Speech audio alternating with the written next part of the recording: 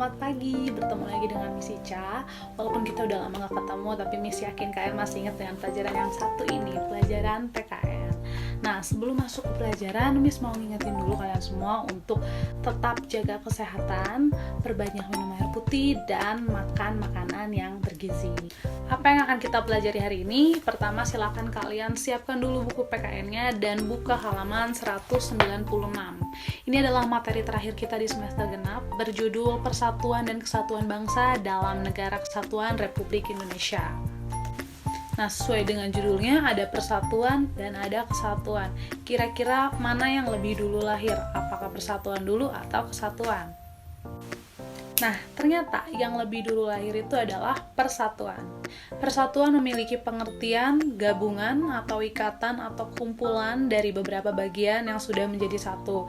Sedangkan kesatuan ini adalah buah atau hasil dari persatuan tersebut. Contohnya seperti kalian yang tergabung di dalam satu kelas yang sama.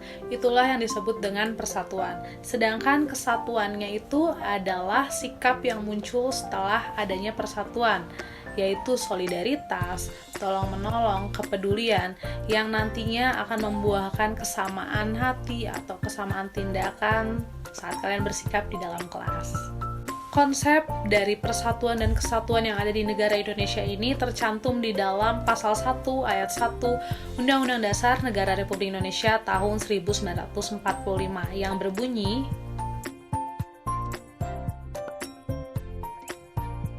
jadi, walaupun negara kita ini disebut dengan negara kepulauan yang terdiri dari kurang lebih 17.000 pulau, namun negara kita ini tetaplah satu kesatuan yang utuh yang kita sebut dengan Negara Kesatuan Republik Indonesia. Sedangkan kebalikan dari negara kesatuan adalah negara serikat atau kita kenal juga dengan negara federasi yang di dalamnya terdiri dari negara-negara bagian. Salah satu contohnya yang paling terkenal adalah Amerika Serikat. Tahukah kalian bahwa negara Indonesia ini pernah menjadi negara serikat? Negara Indonesia merdeka di tahun 1945. 4 tahun setelah itu, konstitusi negara kita yang tadinya Undang-Undang Dasar Negara Republik Indonesia tahun 1945 sebelum amandemen, diubah menjadi Konstitusi RIS di tahun 1949. Dalam masa inilah negara Indonesia berubah menjadi negara federasi yang disebut dengan Republik Indonesia Serikat.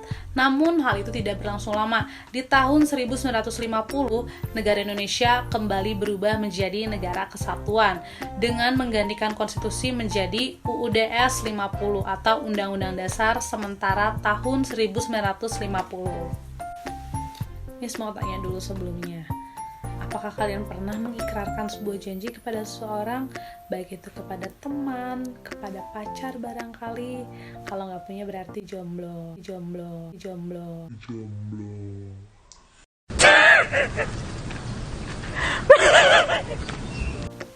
Selain mengikrarkan sebuah janji, biasanya untuk dapat dipercaya oleh seseorang, kalian bahkan menggunakan kata sumpah.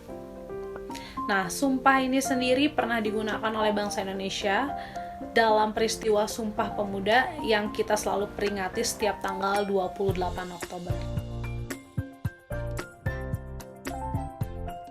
Dalam peristiwa Sumpah Pemuda ada 3 hal yang diikrarkan, yaitu tumpah darah yang satu, tanah air Indonesia, bangsa yang satu, bangsa Indonesia, dan menjunjung bahasa persatuan, yaitu bahasa Indonesia.